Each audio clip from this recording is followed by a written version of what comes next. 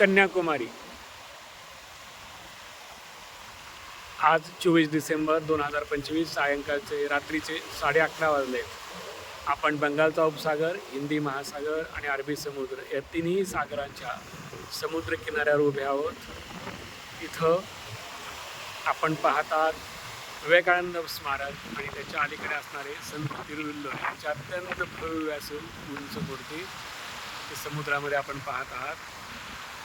समुद्रामध्ये ज्या वीज लाईट आपल्याला दिसते तिथं विवेकानंद स्मारक आहे आणि त्याच्या अलीकडे ही जी उंच अशी भव्य मूर्ती आपण पाहत आहात ते तमिळ महाकवी संत तिरुवल्लुवर यांची ती मूर्ती आहे। हे सगळा समुद्राचा अत्यंत सुंदर असा नाजूक एक नजारा आहे। संध्याकाळच्या वेळेला हा सगळा कन्याकुमारीचा समुद्र किनारा असा दिसतो। 11:30 वाजले आहेत। काही पर्यटक इथं आलेले आहेत। मोठ्या प्रमाणात गर्दी आहे। समुद्राला भरती येत आहे त्यामुळं पाणी समुद्र किनाऱ्यावर येत आहे।